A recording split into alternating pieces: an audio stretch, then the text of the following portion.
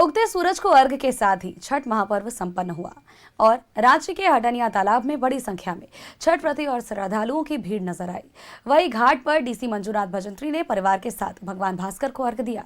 जायजा लिया है सहयोगी दीपक उरांव ने।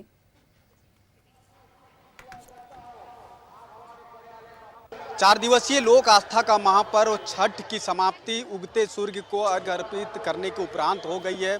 तमाम छठ घाटों पे श्रद्धालुओं की भीड़, छठवर्तियों की भीड़ जो है वो देखी गई। का बहिन ई बार का कारण है? बीजेपी के लावे के पहली बार घर में गैस आया है। 125 यूनिट बिजली मुफ्त में मिल गया है।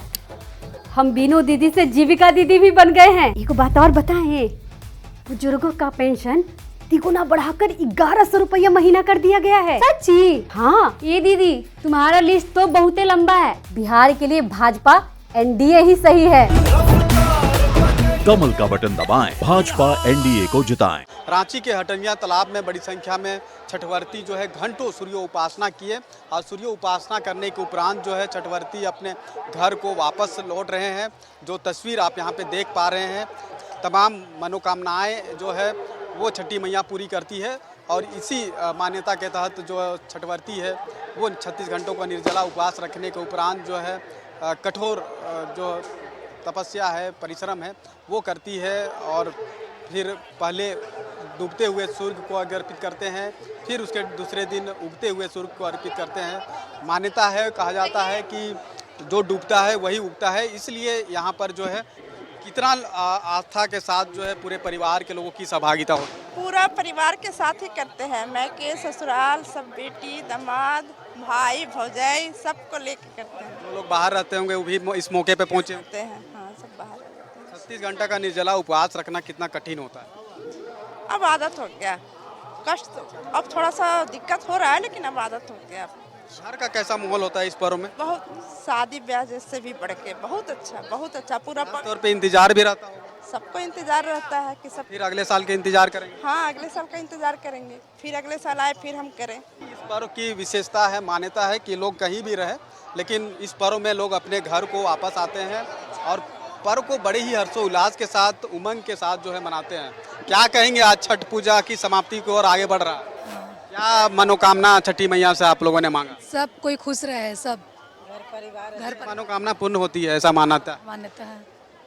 सब मनोकामना पूरा होता है छठ का। देखिए, जो छठवर्ती यहाँ पे घंटों सूर्य उपासना कर रहे थे वो अब धीरे धीरे घर की ओर आगे बढ़ रहे हैं, चूँकि उगते हुए सूर्य को अर्पित करने के उपरांत इसका जो है समाप्ति हो रही है। तो तमाम तरह की जो व्यवस्था थी उसमें किसी भी तरह का कोई कमी देखने को नहीं मिला और जिस तरीके से इस पर्व को बड़े ही हर्षोल्लास के साथ मनाया जा रहा। वैसे तो यह पर्व जो है उत्तरी पूर्वी भारत में बड़े पैमाने पे मनाई जाती है, उत्तरी पूर्वी राज्यों में।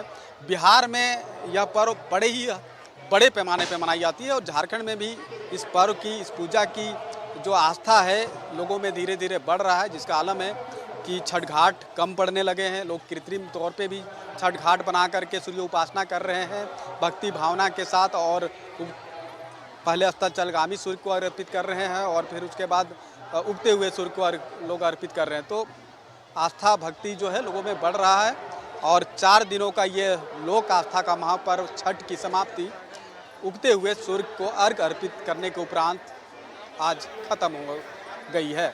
अपने सहयोगी रवि के साथ मैं दीपक उरांव, न्यूज़ 11 भारत, रांची। माई, हम आज ही शाम को वापस जाएंगे। तनी दिन रुक जाती।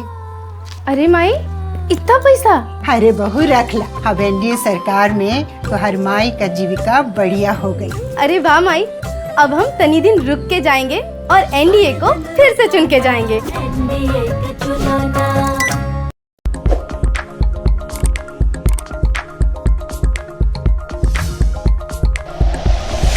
Like and share videos, subscribe करें हमारा चैनल और प्रेस करें बेल आइकॉन। न्यूज़ 11 भारत, सच है तो दिखेगा।